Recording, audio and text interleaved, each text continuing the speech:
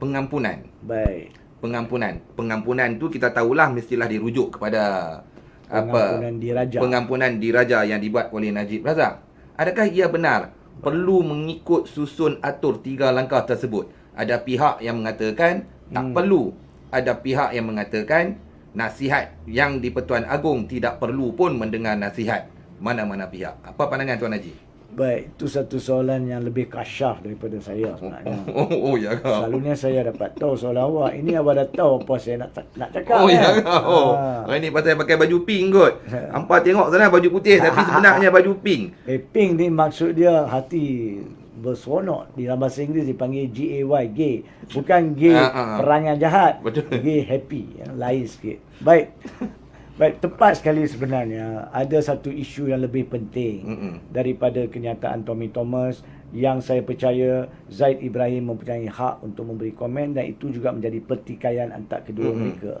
Ini melibatkan isu perlembagaan dan perundangan, iaitu apakah proses sepatutnya di bawah pengampunan diraja. Sebenarnya beberapa pihak peguam lain termasuk diri saya telah membuat satu penjelasan dari masa ke semasa, dilaporkan oleh beberapa surat khabar, beberapa portal dan sebagainya. Tapi bila kita rujuk kepada kenyataan Tommy Thomas, dan saya rumuskan apa yang dia kata, ini boleh diperolehi dalam rencana dia yang keempat, pengampunan diraja, 8 hari bulan September, di mana dia mengatakan ada 3 langkah. Pertama dia mengatakan Najib Razak perlu mengikuti giliran dia, iaitu dia kena ikut line queue banduan-banduan lain yang berhak untuk memfailkan pengampunan diraja, maka dia tidak boleh potong. Itu yang pertama. Yang keduanya dia mengatakan bahawa pengampunan diraja diberi oleh Agong selepas menerima nasihat lembaga pengampunan yang terdiri atau akan merangkumi satu laporan daripada Peguam Negara dan juga laporan daripada pihak penjara.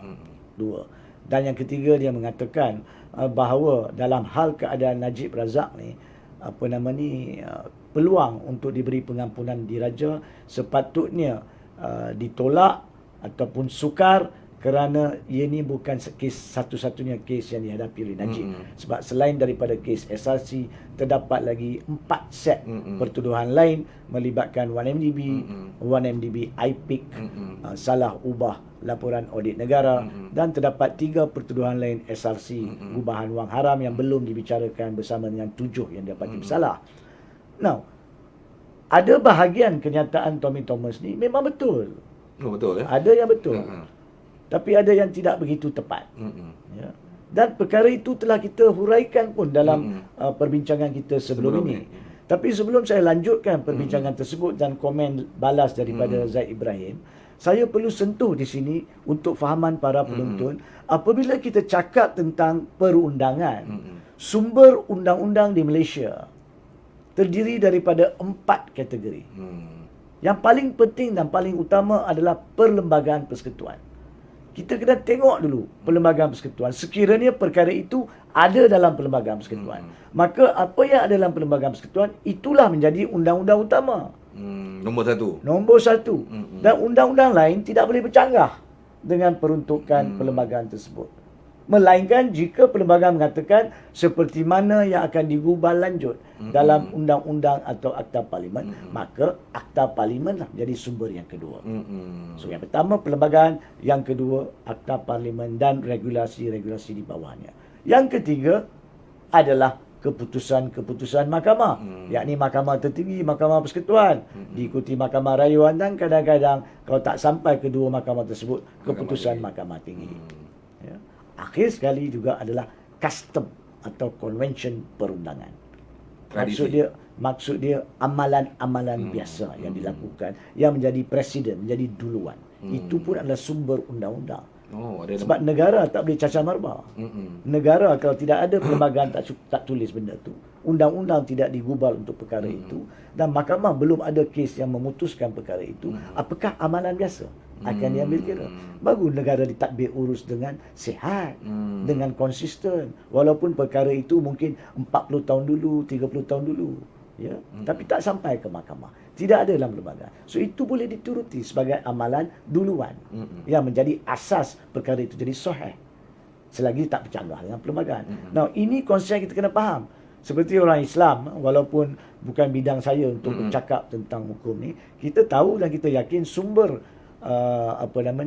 undang-undang Islam adalah Al-Quran. Dan kemudian dibantu dengan hadis. Dan ada juga ijma' qiyas, pendapat para ulama berkaitan dengan perkara-perkara yang perlu tafsiran ataupun takrifan.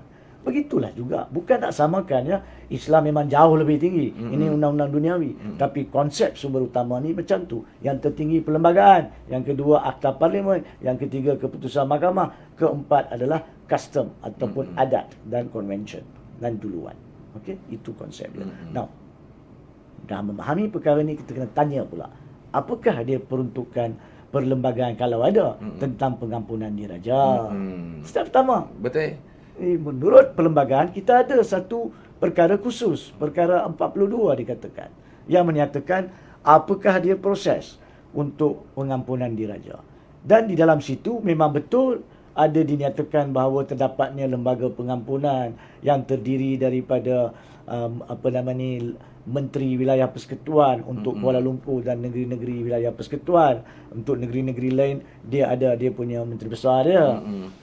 Dan dalam lembaga pengampunan agung ni dia ada 3 lagi orang dilantik dan peguam negara. Kalau di negeri dia ada di State Legal Advisor. Jadi kita concentrate yang pusat. Sebab Najib Razak ada di bawah Kuala Lumpur, di bawah Agung, maka pusat. So Menteri Wilayah Persekutuan, peguam negara dan 3 yang dilantik. Itu lembaga pengampunan. Betul dikatakan bahawa lembaga pengampunan boleh mengambil kira laporan peguam negara jika ada maksudnya jika.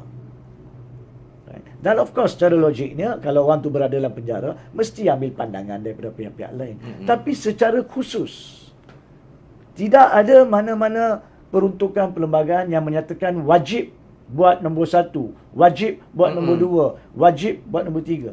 Tidak. Di situ terdapat lompong. Dan undang-undang kita tak boleh expect. Perlembagaan kita tak boleh di-expect untuk menyatakan setiap benda A sampai Z. Sampai AA sampai ZZ. Sampai AAA sampai ZZZ. Tak logik, tak mungkin. Sebab dia ada 183 perkara saja. Okey. Now, ada juga kes-kes sebelum ini tentang pengampunan diraja, di mana mahkamah buat keputusan bahawa budi bicara mutlak ke bawah duli yang di-Pertuan Agong tidak pun boleh disoal oleh mahkamah. So mahkamah, kalau kes pergi sampai ke mahkamah pun, mahkamah kata maaf, kami tidak dibenarkan untuk menyoal budi bicara mutlak agung. Sebab the power of mercy is the sole discretion of the king, his majesty. Budi bicara pengampunan adalah ihsan mutlak agung. Bukan kami boleh adili.